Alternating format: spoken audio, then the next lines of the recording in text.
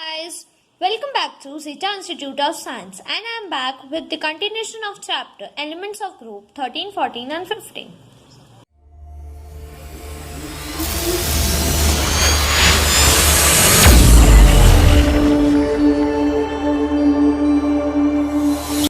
First of all, very sorry, in the previous lecture due to network connections we were unable to complete our topic. So we will start with the starting of that topic, that is reaction with halogens. In the previous lecture we have actually started with this topic, but due to some or other issues we were able to complete it. Okay, so we will complete with this, or now we will start over here. So don't be confused कि ma'am ने कहाँ से start किया है, कैसे end किया. So basically we were studying about the reaction with halogens. So the very first point you have to note in this is all the elements of group 13,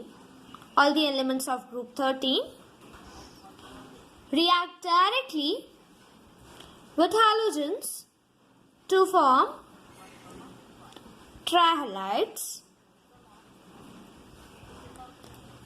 that is EX3. Over here, I am repeating the sentence. All the elements of group 13 react directly with halogens to form trihalides. I am repeating with this spelling of trihalides, means I am telling you all trihalides, TRIHALIDES, TRIHALIDES,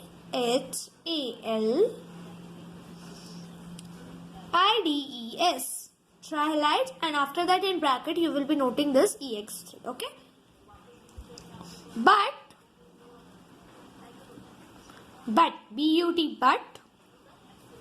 thallium. Basically we are talking about group 13 now students. So group 13 element mein we have one element called as thallium. I hope you know group 13 means boron family. So we were dealing about it. So but thallium is exception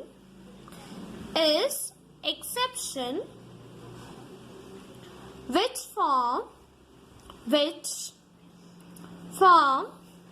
monohalides, that is TLX. Over here I have specified it.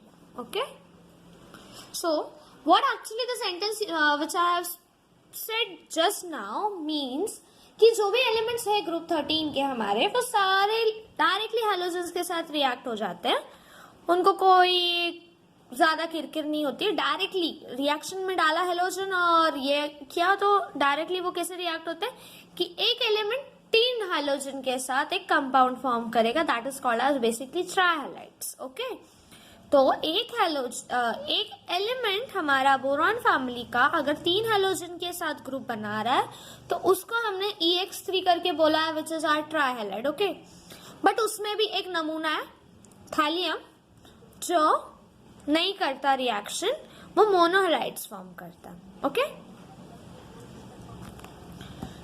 तो if we talk about the normal reaction, तो monohalides form करता है मतलब क्या, thallium सिर्फ एक halogen के साथ रिएक्ट करता है और TLX X बेसिकली हम कहाँ पे रिप्रेजेंट करते हैं या फिर किसको रिप्रेजेंट करते हैं. बेसिकली हर एक रिएक्शंस में, कोई भी केमिस्ट्री की कोई भी बुक्स में चले जाओ, जब हम रिएक्शंस वगैरह कर रहे हैं तो बेसिकली जो X होता है ना, प्राइमरली X जो होता है, this X, I am not talking about here X, I am talking about this X. तो this X is about halogen. This X actually denotes halogen. So thallium ऐसा एक एलिमेंट है जो मोनोहैलाइड्स फॉर्म करता है, दैट इज TLX. बाकी सारे ट्राइहैलाइड्स form करते हैं, that is EX3. So 2 molecules of element plus 3 molecules of hydrogen. X2 लिखा है मतलब डाइहाइड्रोजन होता है ना, डाइहैलोजन होता है. ठीक है, halogens actually exist in the nature as a diatomic compound, right.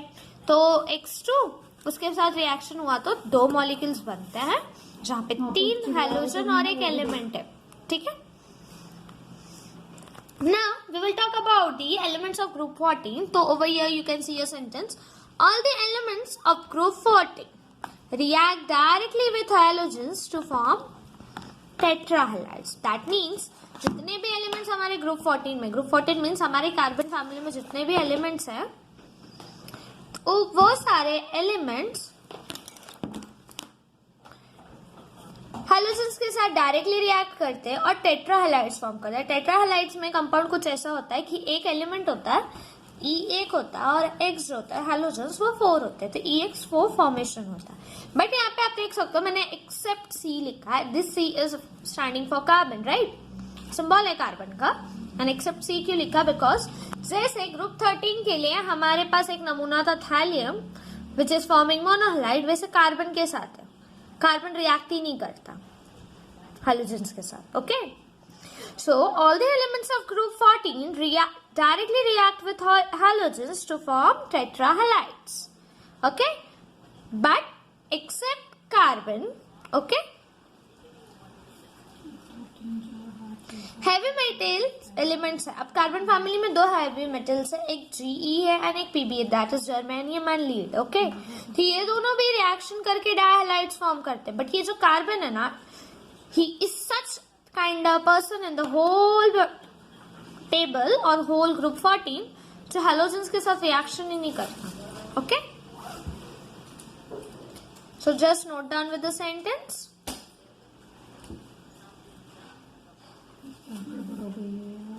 आएंगे there is heavy elements वाला फिनोमेना होगा. जैसे कार्बन है, डीट, वहां पे एक थैलियम डीट था. नाउ वी विल चेक कि ग्रुप 15 में कौन है ऐसा.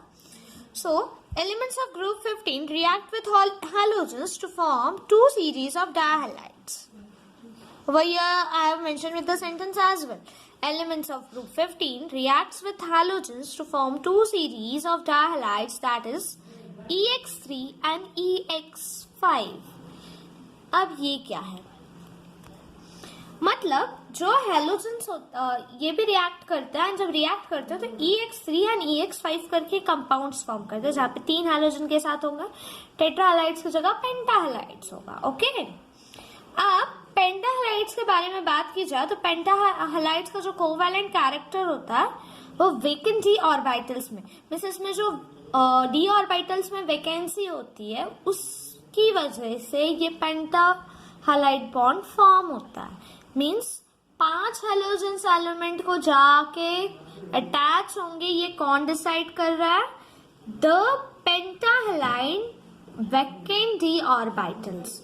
मतलब अगर खाली डी ऑर्बिटल्स है आपके उस एलिमेंट के पास, फिर कुछ रिएक्शन करते वक्त कुछ डी ऑर्बिटल्स में कुछ वैकेंसी वगैरह आ जा रही है, तब पेंटाहैलाइड्स बॉन्ड फॉर्म होगा, दैट इज EX5 तब फॉर्म होगा, वैसे नहीं होगा.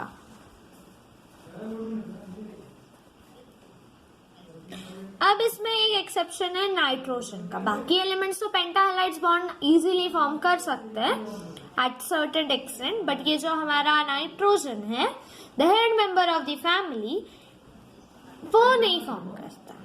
Okay, so nitrogen does not form pentahalide bond. Note with this point as well in your notebook.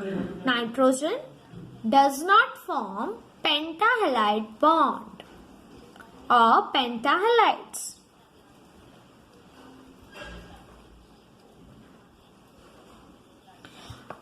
अब इन सब के बीच में EX3 और EX5 में कोवैलेंट बॉन्ड सबको है, बट EX3 के केस में we have one compound known as BiF3. BiF3. इनके बीच में ना कोवैलेंट बॉन्ड जो होता है वो अच्छे से फॉर्म नहीं होता. बेसिकली कोवैलेंट बॉन्ड नहीं होता, कुछ शेयरिंग होती है. So there is no covalent bond, proper covalent bond form in the case of BiF3. मतलब हमारे पास एलिमेंट ग्रुप 15 में 2 ऐसे पॉइंट है जो मार्केबल है. एक nitrogen doesn't form pentahalide bond and BiF3 has predominantly covalent bond. Do not have that covalent structure. Okay, उसके पास वो कोवैलेंसी प्रॉपर्टी नहीं है. बाकी सारे X3 अच्छे से फॉर्म करते हैं. ठीक है, अगर पूरे एलिमेंट ग्रुप 15 की हम बात करते हैं तो पूरे एलिमेंट ऑफ ग्रुप 15 में we have only NF3 as a stable compound for trihalides. So the stable compound for trihalides is NF3. Okay? So this is about the reaction with the halogens. Group 13 में एक नमूना है थाइलियम, group 14 में है carbon and group 15 में nitrogen, कहीं stable भी है, कहीं पे हीरो भी है, कहीं पे नमूना भी है. एंड ये BiF3 वाला केस भी थोड़ा स्पेशल है. तो ये चीज है आपको रिएक्शन विथ हैलोजेंस में याद रखनी. ओके, ये हो गया रिएक्शंस वगैरह के बारे में कि कौन सा एलिमेंट, कौन सा ग्रुप का एलिमेंट कौन से कंपाउंड के साथ या फिर कौन सी चीज के साथ जाके क्या रिएक्शन कर रहा है. तो वो तो पार्ट खत्म हो गया. Now we will check with something called as catenation. Catenation. Okay, so the property of self-linking of atoms to an element by covalent bond to form chains and ring is called catenation. I'm repeating with the sentence first. The property of self-linking of atoms to an element by covalent bonds to form chains and ring is called catenation. अब इस sentence का meaning क्या है? Ma'am आपने इतना लंबा चौड़ा sentence तो बोल दिया, अब इसका मीनिंग पे एक्सप्लेन कर दो. So the meaning of the sentence is actually this कि कोई भी एलिमेंट की खुद को लिंक करने का मतलब एक ही एलिमेंट खुद के ही जैसे लोगों को, मतलब अगर मैं कार्बन की बात कर रही हूँ तो कार्बन दूसरे कार्बन के साथ, तीसरा कार्बन, जितने भी कार्बन उनके साथ खुद ब खुद लिंक हो रहा है. एंड कैसे लिंक हो रहा है? कोवैलेंट बॉन्ड के साथ. अब कोवैलेंट बॉन्ड के साथ या तो वो लॉन्ग चेन बनाएगा या तो बेंजीन जैसे रिंग्स बनाएगा, जो मन करे उसका. खुद के ही एटम्स के साथ लिंक करके एक कोवैलेंट बॉन्ड के थ्रू कोई चेन या रिंग बनाना, ये जो ओवरऑल प्रोसेस होता है that is called as catenation. अब इसमें स्टडी करने जैसा क्या है कि मैम ये तो होता रहता है, इसको क्यों स्टडी करना? बेसिकली जो आपके 3 ग्रुप्स हम इस चैप्टर में स्टडी करें that is group 13, group 14 and group 15. तो इन तीनों ग्रुप्स में ये जो कैटेनेशन वाली प्रॉपर्टी आती है ना students, that is very important because catenation सारे आपके ग्रुप्स नहीं शो करते, सारे एलिमेंट्स शो नहीं करते. अगर आपके इन 3 ग्रुप्स की बात की जाए तो ये जो 14th ग्रुप एलिमेंट है that is the carbon family. तो जो कार्बन फैमिली का हेड है, who is the head of carbon family? Dear students, carbon is only the head of the carbon family. Okay, तो जो ये कार्बन है ना, इसके पास ही मैक्सिमम टेंडेंसी होती है खुद के ही एटम के साथ बॉन्ड फॉर्म करता है, कोवैलेंट रिंग या चेन बना के दूसरा कोई कंपाउंड फॉर्म कर. एंड जो ये CC बॉन्ड्स फॉर्म होते हैं, means basically CC bonds means क्या? Carbon carbon bonds. They are very strong, तो उसको ब्रेक करना भी इजी नहीं होता. अब कार्बन कार्बन के अलावा भी हम सिलिकॉन सिलिकॉन, जर्मेनियम ऐसे 2-3 कंपाउंड्स हैं जिनके साथ खुद ब खुद कैटेनेशन प्रॉपर्टी होती है. But the case is like जो बॉन्ड एंथैल्पी होती है, ब्रेकेज ऑफ बॉन्ड, मतलब बॉन्ड ब्रेक करने के लिए जितनी एनर्जी लगती है वो सबसे ज्यादा कार्बन में इन्वेस्ट होती है, क्योंकि कार्बन के जो बॉन्ड्स होते हैं ना वो इतने स्ट्रांग होते हैं कि बहुत ज्यादा एनर्जी लगती है. It is around 348 kilo joule पर मोल इन वर्क. ओके, सो इतना पावर लगता है कार्बन का बॉन्ड ब्रेक करने में. Means that the carbon catenation bond break करना is not so easy. So this catenation property is very interesting for carbon के लिए एक तो इंटरेस्टिंग भी होता है एंड कार्बन को रेयर दिखाने के लिए फिर डिफरेंट प्रॉपर्टी जो होती है कार्बन की वो इससे शो होती है. तो it is one of the special character of carbon. Okay, so just note with this catenation. आपके टेक्स्ट बुक में एक टेबल दिया है 127 पेज कैटेनेशन पॉइंट के अंदर ही. It is not having some different number and all, it's just above the allotrope topic and included in the catenation points. So वो जो टेबल है वहां पे आपको 4 कंपाउंड्स दिए हैं एंड चारों कंपाउंड्स के सेल्फ बॉन्ड्स को ब्रेक करने की पावर. तो just I want you all to go through it. लिखो मत चलेगा, I am not going to ask you all that for exams वगैरह, ऐसा कोई पूछेगा नहीं आपको स्पेसिफाइड, बट ये चीज आपको पता होनी चाहिए just for your knowledge. You should go through it once. Okay, तो एक बार उसको चेक करके लेना. ठीक है, अब न्यू टॉपिक पे जाने के पहले just I want to ask you all a simple question. Diamond पता है सबको? आई होप आप लोगों ने सुना होगा. इफ कोई ऐसा है डायमंड नहीं के बारे में नहीं सुना है तो I am really very sorry, because I know कि सारे बच्चों ने ऑलरेडी डायमंड सुना होगा. तो we will something going to study about, we are going to something study about diamond only. Okay, so अब हम कुछ डायमंड के बारे में जानेंगे, डायमंड के बारे में स्टडी करेंगे. Okay, so before going into the diamond we will check कि वो है क्या एक्चुअली. ओके, मैंने जैसे बोला हम डायमंड के बारे में स्टडी कर रहे हो, तो उसके पहले हम ये एलोट्रॉपी करके एक टॉपिक है वो स्टडी करेंगे. Over here you can see कि मैम ने एलोट्रॉपी के डेफिनेशन में कुछ 3 to 6 लाइन्स लिखे, 6 लाइन्स लिखे. अब आप सोच रहे होगे मैम ने डायमंड बोलकर 6 लाइन्स का कौन सा टॉपिक स्टार्ट कर दिया. सो मैं पहले ये 6 लाइन्स का जो सेंटेंस है उसको ट्वाइस टू थ्राइस रीड कर लेती हूँ आप लोगों के लिए. उसके बाद उसको भी एक्सप्लेन करके आपको बताऊंगी कि इसका डायमंड के साथ क्या कनेक्शन है. Okay, so allotropy. When a solid element exists in different crystalline forms with different physical properties, the phenomena is called allotropy, and individual crystalline forms are called allotropes. Isotopes पता है आप लोगों को? I hope पता होंगे. वैसे कुछ allotrope का भी सीन है, मैं बताती हूँ कैसे. Repeating with the sentence, when a solid element exists in different crystalline forms with different physical properties, the phenomena is called allotropy. Individual crystalline forms are called allotropes. एक सॉलिड एलिमेंट, कोई भी element ले लो लेकिन solid state में लेना, ठीक है. उसका डिफरेंट क्रिस्टलाइन, बेसिकली जो एलिमेंट्स होते हैं उनका एग्जिस्टेंस 2 नेचर का होता है. एक क्रिस्टलाइन होता है, एक अमॉर्फस होता है. क्रिस्टलाइन मतलब क्रिस्टल की तरह, एमॉर्फस बोलो तो पाउडर्ड फॉर्म, जैसे chalk powder is an amorphous substance. Sugar, basically जो आपके घर में आती है sugar, that is crystal, right, crystal type है, तो that is crystalline substance. Okay, तो कोई भी सॉलिड एलिमेंट उसके अगर डिफरेंट क्रिस्टलाइन फॉर्म्स में आपके सामने रख दिया है मैंने, और उसकी जो फिजिकल प्रॉपर्टीज है वो डिफरेंट. अब फिजिकल प्रॉपर्टीज में कौन सी चीजें आएंगी? उसका कलर, उसकी डेंसिटी, उसका मेल्टिंग पॉइंट, उसका बॉइलिंग पॉइंट, ये सब. तो ये सारी प्रॉपर्टीज हो गई फिजिकल प्रॉपर्टीज. तो कोई भी सॉलिड एलिमेंट अगर मैं उसके crystalline forms, different crystalline forms आपके सामने लाके रखती हूँ which are having different physical properties, उनकी जो physical properties है, physical means basically उनका appearance, जो आप लोगों को physically दिखाई दे रहा है, कुछ एग्जामिन किए बिना देख के ही आप बता सकते हो कि क्या है, कैसे.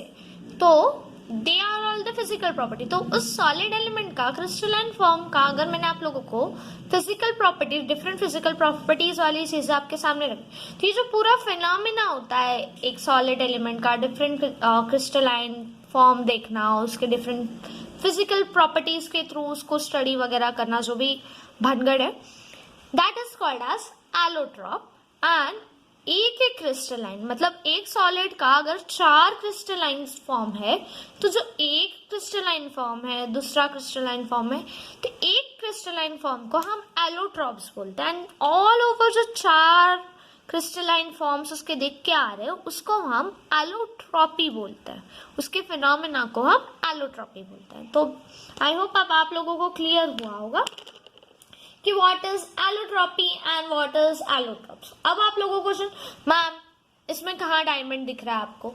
तो देखो, डायमंड और ग्राफाइट ये दो एक ऐसे एलिमेंट्स है जिसको बहुत डिमांड है एलोट्रॉपी टॉपिक में. क्यों? क्योंकि कार्बन पता है ना, carbon family, carbon the head member C. So ये जो कार्बन है इसके 2 एलोट्रॉप्स हैं, एक है डायमंड और एक है ग्राफाइट. ओके, एक डायमंड है, एक ग्राफाइट है, फिर फेलेरेंस, ग्राफीन एंड कार्बन नैनोट्यूब्स, ये और एलोट्रॉप्स है। मीन्स टोटल कार्बन के पास 4 एलोट्रॉप्स होते हैं, एक डायमंड, एक ग्राफाइट, एक फेलेरेन, एक कार्बन नैनोट्यूब और एक ग्राफीन। तो ये 4 टाइप्स होते हैं किसके, कार्बन के एलोट्रॉप्स के। ठीक है, बाकी अगर ग्रुप्स की बात की जाए जैसे बोरॉन की या फिर ग्रुप 13, 14 या 15 की, तो ये लोग एलोट्रॉपी शो नहीं करता। इस चैप्टर में आप लोगों को किसके एलोट्रॉप स्टडी करने हैं, कार्बन और फास्फोरस के। तो ये जो कार्बन है उसके एलोट्रॉप है डायमंड, इसलिए I was saying that we are going to study about something related to diamond. Diamond, graphite, fullerenes, carbon nanotube and graphene, these are the 5 allotropes of carbon in which diamond and graphite is the main one। ठीक है, बहुत main part है diamond and graphite, उसके बाद फेलेरेंस, carbon nanotube and ग्राफाइन है। तो हम एक एक करके आज के लेक्चर में एलोट्रॉप्स ऑफ कार्बन चेक करेंगे, उनका स्ट्रक्चर, उनके यूजेस, उनके बीच में क्या डिफिनेशन वगैरह है वो चेक करेंगे। ठीक है, मैं यहाँ पे आप लोगों को स्ट्रक्चर्स ड्रॉ नहीं करूंगी, बेसिकली मैं आप लोगों को आपके टेक्स्ट बुक का ही पार्ट दिखाऊंगी जहाँ पे आप लोगों को वहाँ के स्ट्रक्चर्स को दिखाएंगे। बट आई वॉन्ट कि मेरी ड्राइंग बहुत बेकार है, I am very sorry, but I want कि आप लोग ट्राई करो कि उसके जो डॉटेड स्ट्रक्चर्स आपके टेक्स्ट बुक में दिए, अगर आप ड्रॉ कर पा रहे हो तो it's very good, just try to draw it the structures. अगर स्ट्रक्चर्स नहीं ड्रॉ कर रहे हो तो ये एलोट्रॉपी जैसे मैंने लिखा है वैसे आप भी लिख लो, एलोट्रॉप्स ऑफ कार्बन उसमें हेडिंग डाल लो। 5 हेडिंग डालने के बाद आप क्या करना, डायमंड के बाद ग्राफाइट वगैरह लिखने के बाद 5 सेपरेट कॉलम्स बनाना जहाँ पे डायमंड, ग्राफाइट, फेलेरेंस, मैं जिनके यूजेस बताऊंगी वो पॉइंट्स के यूजेस आप लिख लेना। अगर स्ट्रक्चर नहीं ड्रॉ कर पा रहे हो ठीक है, ड्रॉ कर रहे हो, I appreciate your drawing skills, but जिसके मैं आप लोगों को यूजेस बताऊंगी वो यूजेस आप लोग प्लीज नोट कर लेना, क्योंकि वो यूजेस आपको काम आने वाले हैं। कुछ मेन पॉइंट्स अगर बताऊंगी तो वो भी नोट कर लेना। ठीक है, तो फटाफट आप भी फटाफट ये ड्रॉ कर लो और टेबल बना लो। चलो, तो आपके सामने आपके टेक्स्ट बुक का ही पार्ट है, यहाँ पे आपको दिख रहा है स्ट्रक्चर ऑफ डायमंड दिख रहा है। तो अगर आप ये स्ट्रक्चर देखोगे तो ये जो ब्लू कलर के सर्कल्स हैं, आप लोगों के क्वेश्चन में होगा कि ये ब्लू सर्कल्स क्या है, तो just let me tell you कि ये जो ब्लू कलर के सर्कल्स आपको दिखाई दे रहे हैं, they are actually the carbons. तो from year to year there is carbon covalent bond, एक कार्बन यहाँ पे, एक कार्बन यहाँ पे, दूसरा कार्बन यहाँ पे, फिर ऐसे। तो ये जो एक्चुअल स्ट्रक्चर है वो ऐसे बता रहा है कि कार्बन कार्बन कैसे लिंक है, एंड ये जो पूरा स्ट्रक्चर है it is in the tetrahedral manner. तो carbon carbon atom in diamond structure is linked to an tetrahedral manner via sp3 hybrid orbital. Means उनका जो ऑर्बिट है वो sp3 हाइब्रिड है एंड ये जो पूरा स्ट्रक्चर है ओवरऑल डायमंड का, it is an tetrahedral structure. Okay, ठीक है, ये समझ में आ गया आपको स्ट्रक्चर की कैसे है उसका स्ट्रक्चर। एक कार्बन यहाँ पे, दूसरा कार्बन यहाँ पे, फिर next carbon over here, then next carbon. Different structure check कर लिया कि डायमंड कैसे यहाँ से वहां है, तो मैंने आप लोगों को बताया कि वो टेट्राहेड्रल स्ट्रक्चर है। तो इस टेट्राहेड्रल स्ट्रक्चर में आपको सिर्फ इतना ही याद रखना है कि diamond is having a tetrahedral structure having an bond angle of 154 picometer, that is PM. Okay, so ये पीएम समथिंग डिफरेंट। तो ये जो सीसी बॉन्ड होता है, एक पैटर्न जो देखा आपने वहां पे आपने ऑब्जर्व किया कि सिर्फ single lines and that single lines are representing single bonds. तो बेसिकली इस ओवरऑल स्ट्रक्चर को डबल बॉन्ड्स नहीं होते। अब डायमंड के यूजेस के बारे में बात करेंगे। Diamond is used for cutting glasses, it is used in drilling tools, drilling वगैरह के लिए जो टूल्स बनते हैं उसमें यूज होता। फिर for making dies for drawing thin wire from metal, तो वहां पे डायमंड यूज होता है। उसके बाद diamond is use for making jewellery. So this are the 3 uses of diamond. Okay, तो ये चीजें आपको ध्यान में रखनी है एंड डायमंड का स्ट्रक्चर देख के आप लोगों को डायमंड को बताना आना चाहिए। जैसे मैंने बताया कि it is having a tetrahedral structure, bond angle of 154 picometre with single bond. Okay, deal about graphite. तो आप लोगों को यहाँ पे ग्राफाइट का स्ट्रक्चर दिखाई दे रहा होगा। तो ये थोड़ा कॉम्प्लिकेटेड स्ट्रक्चर है, मैं एक्सेप्ट भी नहीं कर रही हूँ कि आप लोग ड्रॉ करोगे। ओके, सो अब हम ग्राफाइट के बारे में बात करेंगे। तो graphite is actually a 2 dimensional sheet है, मीन्स लेयर्स में है। This is the first layer, then this is the second one and this is the third one. Okay, तो ये 3 लेयर्स में है ग्राफाइट का diagram. And this every layer, जो 3 layers है उनका एक्चुअली डिफरेंस, एंगल डिफरेंस या फिर सब डिफरेंस थोड़ा अलग है, थोड़ा कॉम्प्लिकेटेड स्ट्रक्चर है डायमंड से। It is actually the first layer, second layer and third layer. So private layers की बात की जाए तो they are hexagonal shaped net structures. Okay, तो ये they are the structures are of hexagonal net structure, जहाँ पे sp2 कार्बन बॉन्ड्स है नेबरिंग कार्बन से। ओके, ठीक है, ये हो गया इसमें ग्राफाइट के पॉइंट में याद करने की चीज। अब दूसरा CC बॉन्ड, मतलब 2 कार्बन के बीच में बॉन्ड एंगल, बॉन्ड लेंथ कितना, तो that bond length is 141.5 picometre. Okay, ठीक है, तो ये हो गया बॉन्ड लेंथ। अब अगर इंडिविजुअल लेयर्स की बात की जाए तो ये इंडिविजुअल लेयर्स किस फोर्स की वजह से एक्युमुलेटेड, क्योंकि ये हेक्सागोनल जो नेट स्ट्रक्चर्स है वो हवा में तो नहीं लटकेंगे, राइट। सो इनके बीच में जो 3 लेयर्स है, ये 3 लेयर्स को होल्ड करने वाला कौन है, तो there is a force called as van der Waals force. इसका अल्टरनेट नेम है लंडन फोर्सेस। अगर आप लोगों को ये फोर्स याद नहीं है या फिर ये समझ में नहीं आ रहा कि ये फोर्स कहाँ है, स्टूडेंट्स जो एक्चुअली न्यू है इस लेक्चर में या फिर सारे केमिस्ट्री लेक्चर्स में न्यू है, उनके लिए go and refer the chapter where we have deal with the states of matter, liquid and gaseous point. Okay, क्योंकि वहां पे हमने London forces, dispersion force and van der Waals force, means basically ये force एक ही है, but ये force actually क्या है, there you will come to know. Okay, today I won't elaborate it because already in many of the lectures मैंने वो force explain किया। ओके, सो ये जो हेक्सागोनल नेट स्ट्रक्चर्स हैं उनको होल्ड किसने किया, इनको होल्ड किया है वेन डे वॉल्स फोर्स ने। ओके, ओके, तो there is an force called as London dispersion force and you all know that कि ये जो फोर्स होता है वो वीक होता है। तो बेसिकली अगर हेक्सागोनल नेट स्ट्रक्चर्स को उसने होल्ड किया तो that is also a weak force. तो जो स्ट्रक्चर होल्डिंग है वो थोड़ा वीक होता है। ओके, एंड इसकी वजह से, इस फोर्स की वजह से एक हेक्सागोनल नेट स्ट्रक्चर से दूसरे हेक्सागोनल नेट स्ट्रक्चर के बीच में 335 पिकोमीटर का लेंथ है। ओके, अब अगर ग्राफाइट के बारे में बात की जाए तो graphite is soft and slippery in nature. Okay, so it is one of the type of it.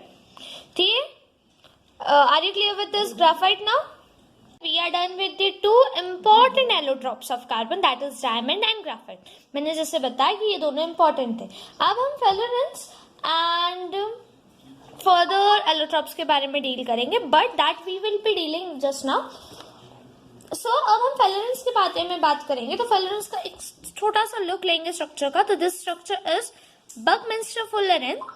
So alternate name है allotrope of carbon का, fullerene का। So this fullerene is having carbons linked with a definite number. जो carbon number है वो एक fix carbon number है। Total 60 carbons come together to form this structure. So it is having a molecular or formula as C60. तो total 60 carbons come together. Okay, so total 60 carbons will be coming together and forming this structure, okay, which is called as Buckminster fullerene. Okay, so are you clear with this structure? एक ball structure, basically football जैसा दिख रहा है ये structure. Okay, this fullerene is actually a football structure, right? तो इसमें इस football structure को कंप्लीट करने के लिए टोटल 60 कार्बन साथ में आए हैं। ठीक है, and we have different types of fullerene also। जो मैंने आप लोगों को स्ट्रक्चर दिखा, जो football structure which was actually looking exactly as a football was having 60 carbon in it, but we have fullerene with less number of carbon which is having 32 carbons 50 carbon and more carbon वाले भी, जैसे 70 carbon, 84 carbon, तो ये type के भी carbon आते हैं, अपना एक रिंग स्ट्रक्चर बनाते हैं, सॉकर बॉल टाइप स्ट्रक्चर बनाते हैं, and that soccer ball type of structure is actually called as buckminsterfullerene structure. Okay,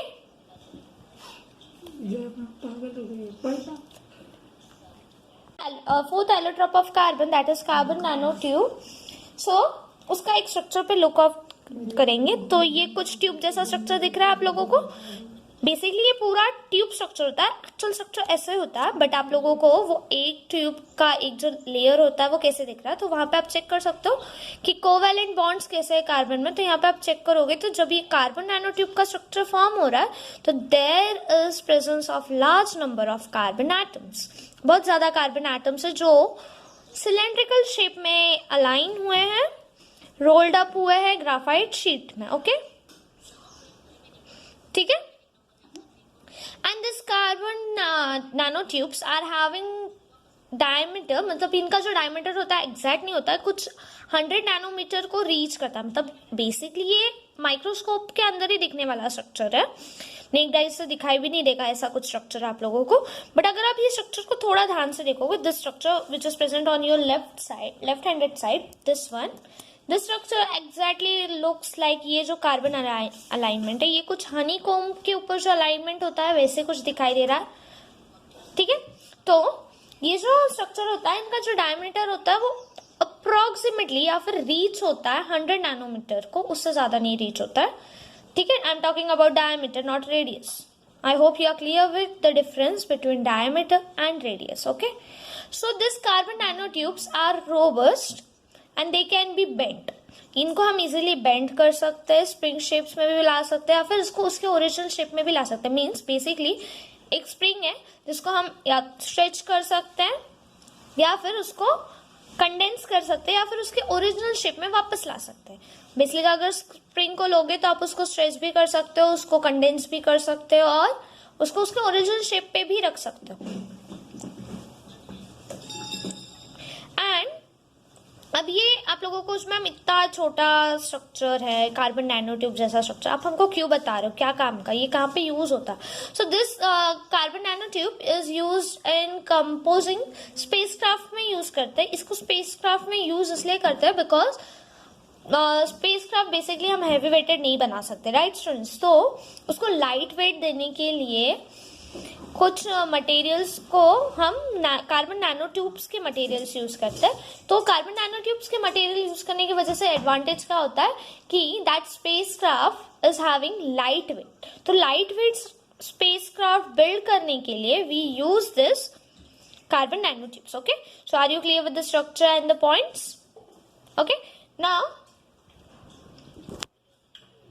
we will check with the fifth allotrope that is ग्राफाइन. तो ये ग्राफाइन है क्या, हम वो डील करेंगे. तो ग्राफाइन इज बेसिकली शीट है, सिंपल सा पेपर शीट जो होता है आपका, सेम वैसे ही स्ट्रक्चर होता है ग्राफाइन का. तो जो डिफरेंट आइसोलेटेड लेयर्स होते हैं ग्राफाइट के, ग्राफाइट की बात करूं, ठीक है. तो ग्राफाइट जो होता है उसके अगर सेपरेट लेयर्स की बात की जाए, मीन्स अगर एक ग्राफाइट है तो उसको अगर मैं पतले लेयर्स में आइसोलेट करती हूँ, मतलब सेपरेट करती हूँ, तो that one isolated layer is called as graphene. Okay, so basically this graphene is what, 2-dimensional solid structure and इसमें कुछ इलेक्ट्रॉनिक प्रॉपर्टीज होती हैं. so to carry charge and carry electricity this graphene sheets are used. Okay, so graphene के बारे में सिर्फ इतना ही concept है. Okay, so basically with graphene structures we are done with the allotropes of carbon. Okay, allotropes of carbon is the last topic for today's lecture, students. Now in the next lecture we will start with the allotropes of phosphorus and further points in this topic. Okay? So for today we are done over here. Thank you. So today's homework is noting that table which is mentioned on the page number 127, that catenation में जो table है मैंने आप लोगों को note करने बोला है, वो वाला टेबल आप लोग नोट करोगे. allotropes of carbon में जो 5 एलोट्रॉप्स हमने चेक किए उसमें जो मैंने सेंटेंसेस आप लोगों को बोले हैं कि हाँ बाबा इसके ऊपर ही ध्यान देना, because while taking theory I am only taking with this few points, मैं कुछ ही पॉइंट्स बोल रही हूँ. तो I just want you all कि वो पॉइंट्स आपके नोट्स में हो आज के. Okay, if you are good at drawing and आप लोगों के पास इतना प्लेंटी ऑफ टाइम अवेलेबल है तो you can go for the drying of these allotropes. If not, just go through the structures कि कैसे structures है. okay, we'll meet you all in the next lecture. and हाँ, जो students को van der Waals force नहीं पता है कौन सा force है, just watch through the chapter solid states, states of matter, liquids and gaseous through our channel. okay.